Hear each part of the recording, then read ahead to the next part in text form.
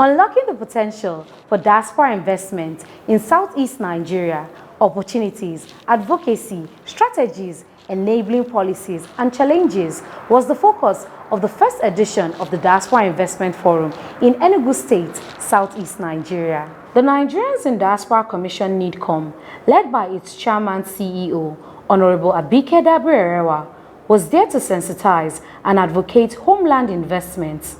The Diaspora this week will bring you the full dose of the investment summit.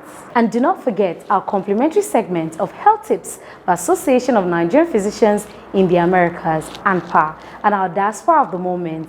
This is your favorite show, The Diaspora. I'm Juliana Vincent Yakubu, your anchor. Please stay.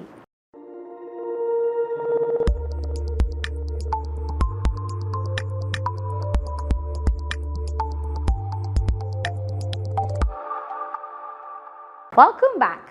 Let's begin with the Enugu State Diaspora Focal Point Officer, Barrister Olangwa Ezeku, who is the special advisor on diaspora matters to Enugu State Governor, as she makes her welcoming remarks. This is indeed a moment of personal pride and gratification as I welcome you all to this workshop.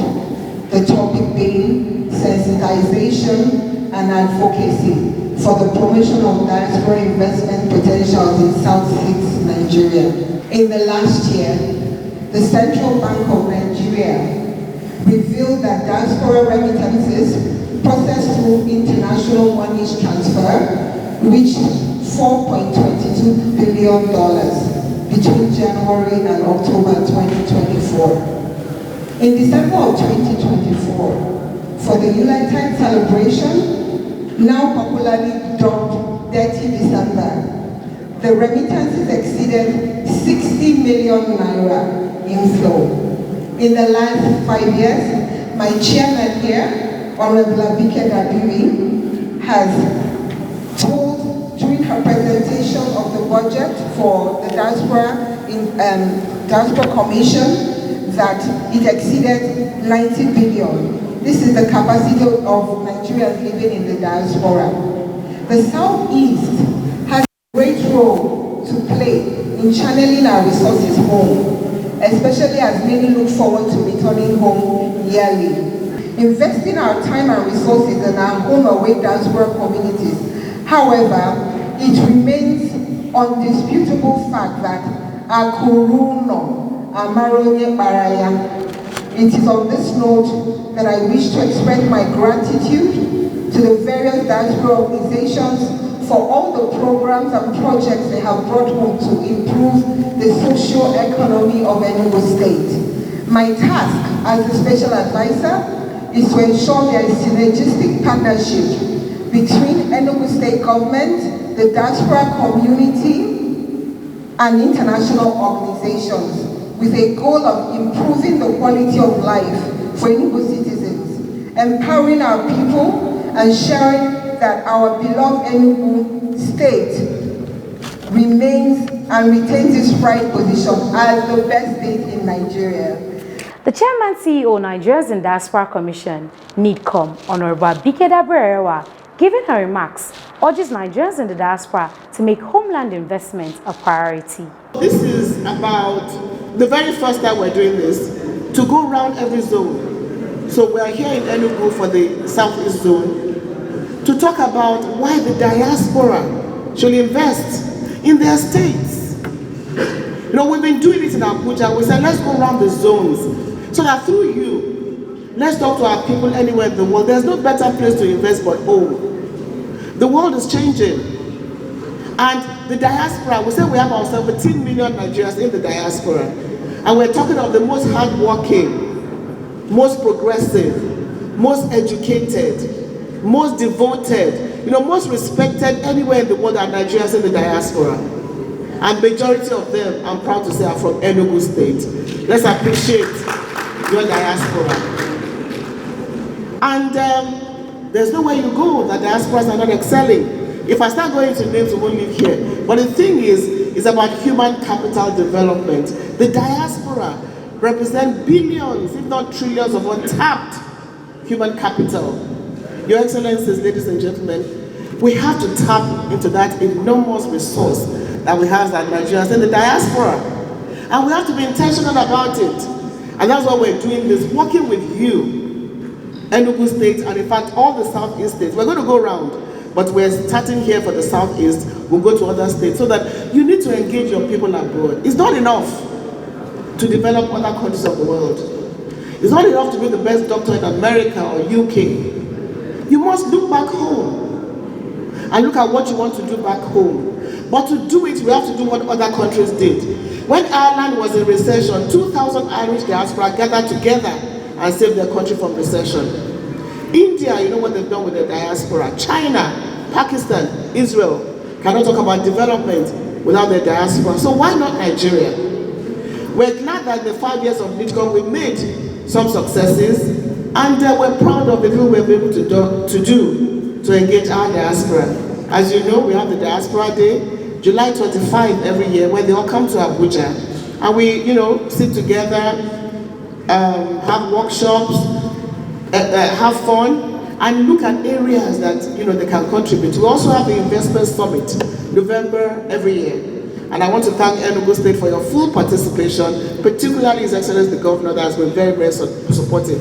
Another round of applause for His Excellency Governor Peter Mba. So there's so much we can do, and there's so much we will do together with you, diaspora from the Southeast. So through you, Enugu, through you, Excellency the Governor, let's work together to engage our diaspora and encourage them to invest at home, not in Abuja, but where they come from.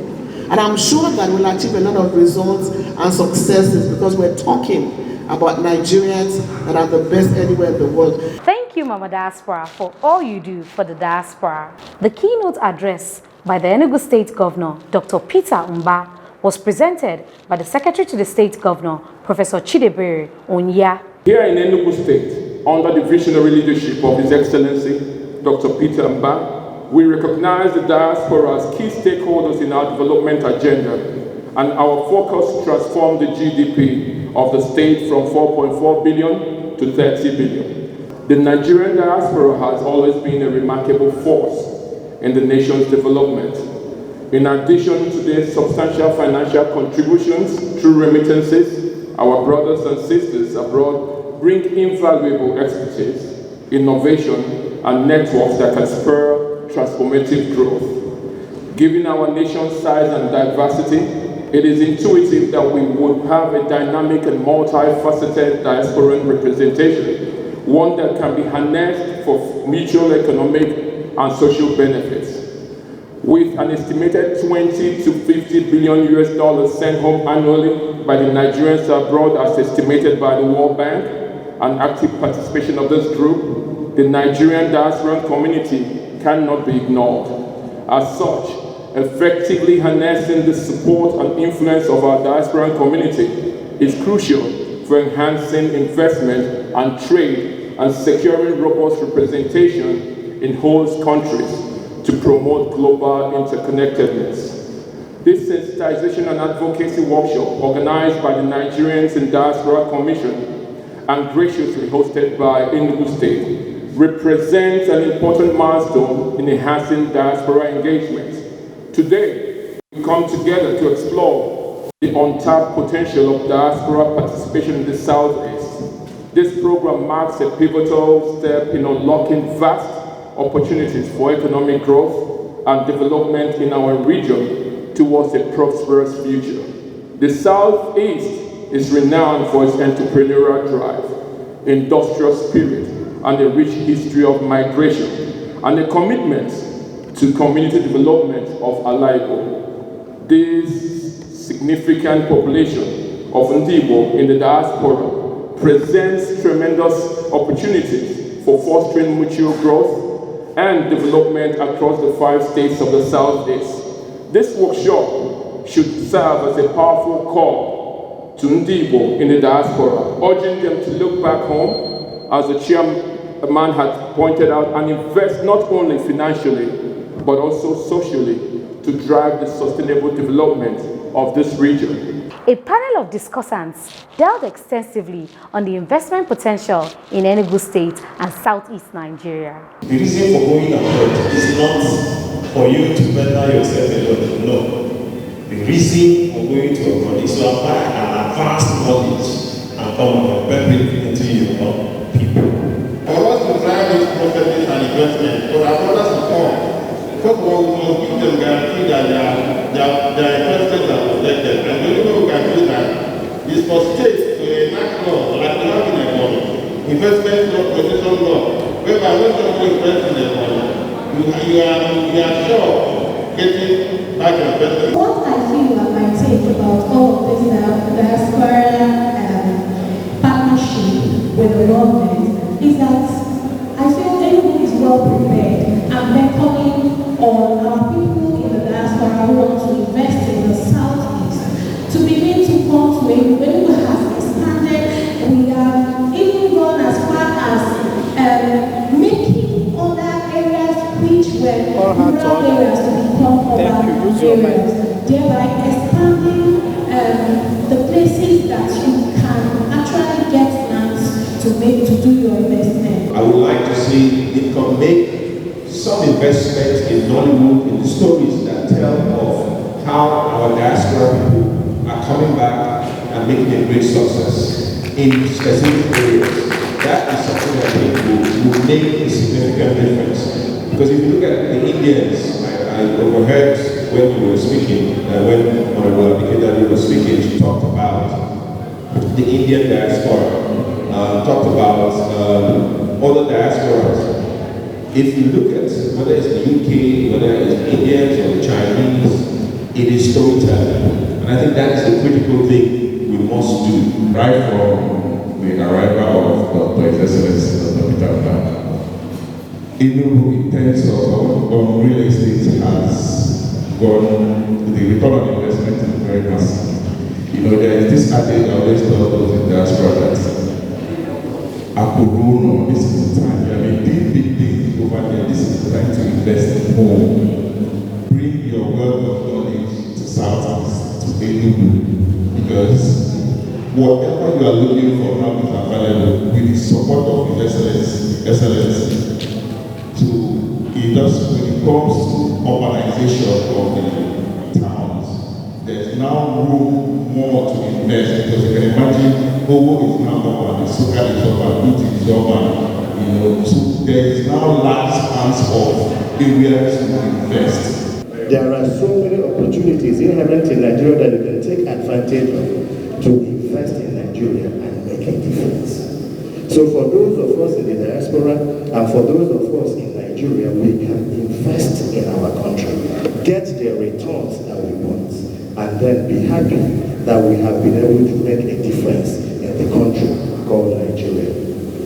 I've already spoken about remittances from the diaspora to Nigerians, and I've already spoken about the need for us to convert some of these remittances to actual investments that will, to capital, to actual investments that will yield more returns, employ more of our young people, and ensure that Nigeria's economy begins to boom again. There are challenges. Some of them could include lack of awareness. Those in the diaspora may not have all the information that they need to make sound investment decisions. And then there may be limited financing and funding, but those can be addressed. And then there are bureaucratic bottlenecks and infrastructure. But I want to say that these challenges in themselves are also opportunities, because you can take advantage of them to ensure that you produce or you invest in the country to produce something that will make a difference. We welcome you to Enugu State. We say we don't need problem. We don't need skin pain. We need peace and progress in Enugu State. Time of political party has gone, election has gone, now is governance. That's why we started the song. The agreement is that all the people in government will support them, isn't it? Yes. We are supporting Bola Ahmed Tinubu with all our hearts, with all our chest, isn't it? Because our governor is supporting him, and he's not playing with our governor at all. He was here in Enugu last 2 weeks, and from his mouth we are putting him that more is expected from our governor and their friends. Isn't it? That our governor is his son. If the governor is his son, are we not his daughters? We are we not anything? No. So mommy, you are welcome. We want to present this uniform to you. This is our Ishiago. This is the uniform our governor knows us with. So since you're in Enugu State, this is their own uniform. You're welcome. We love you. We love you. Thank you, ma'am.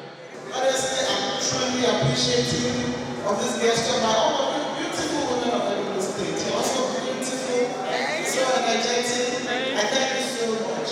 And also, thank you for the love you showed to Mr. President.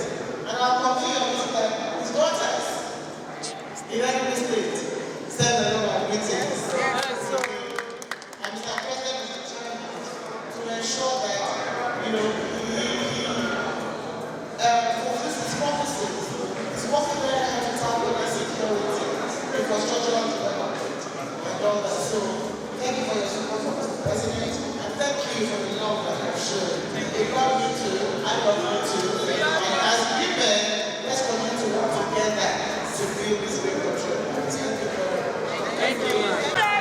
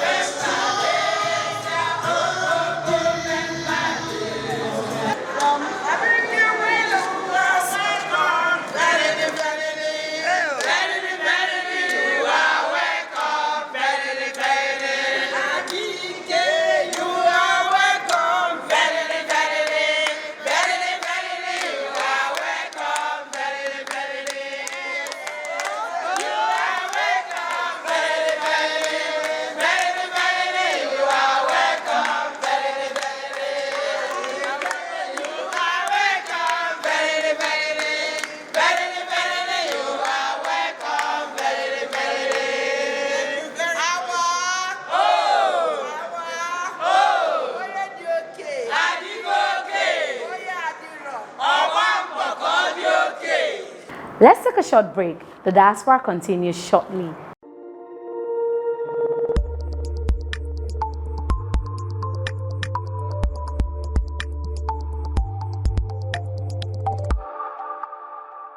Welcome back. Now to our complimentary segment of Health Tips by Amper Doctor.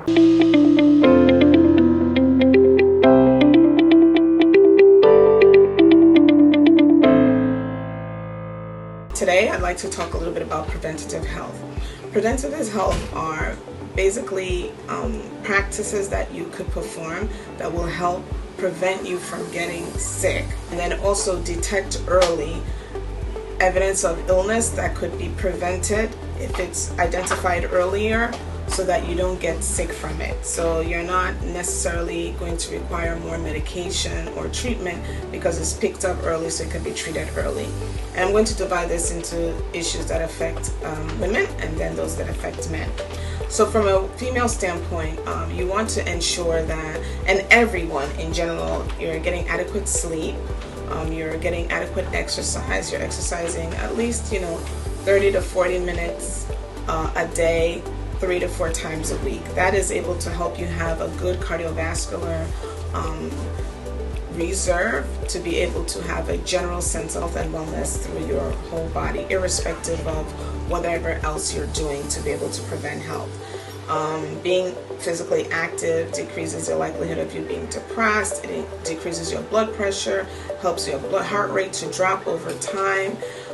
It increases mobility, and it increases your likelihood to maintain and sustain a decreased overall weight. So this is a good thing across the board. Now, aside from having regular exercise, it's also important for you to have the necessary health screenings that go with time. Some of the health screenings that occur include screening for cervical cancer. Cervical cancer screening starts from age 21. Depending on the type of screening it is, it could be every 3 to 5 years or longer. In young women who, whether or not they've been sexually active, should begin to have their pap smear from age 21. And if it's the pap smear with the HPV test, you can have that every 3 years, 3 to 5 years. And if it's without the HPV, which is basically the pap smear that we were doing annually, that also could be done, but it's less effective in picking up the risk factors for cervical cancer, which includes identifying HPV.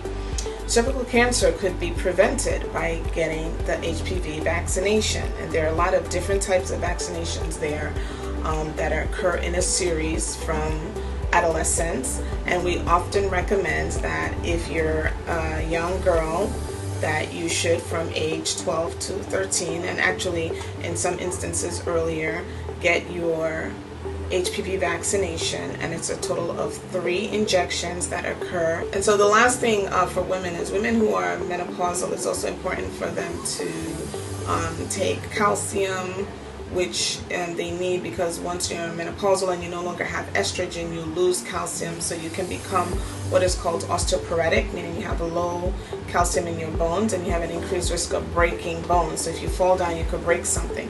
So taking calcium with vitamin D is very helpful in women who are menopausal to help decrease the likelihood of that happening. So these are some of the health preventative tips for women, and I hope this has been helpful.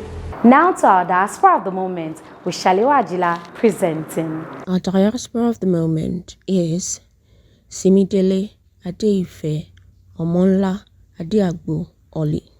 Adeagbo was born in Toronto, Ontario, Canada on the 29th of July, 1981. She is a Nigerian skeleton racer who competed at the 2018 Winter Olympics. She is Nigeria's and Africa's first female skeleton athlete. She was the first Black female Olympian in the sport.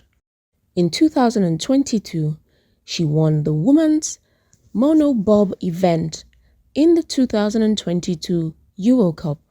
Award-winning technologist Ade Olufeko, art curator Tokoni Peterside, and media personality Banky W, amongst others. The 42-year-old skeleton racer broke the record over the weekend at the 2024 BMW IBSF World Championship in Winterberg, Germany, where she finished top 20 in her World Championships debut. By doing so, she also inked Nigeria's name in history books as the first African nation to be represented in bobsleigh at the World Championships. Congratulations, Simidele Adeife Omonla Adeagbo. We celebrate you as our diaspora of the moment. That is it for this week. Join us next week on another exciting episode of your favorite show, The Diaspora. I remain Juliana Vincent Yakubu, your anchor. Stay positive.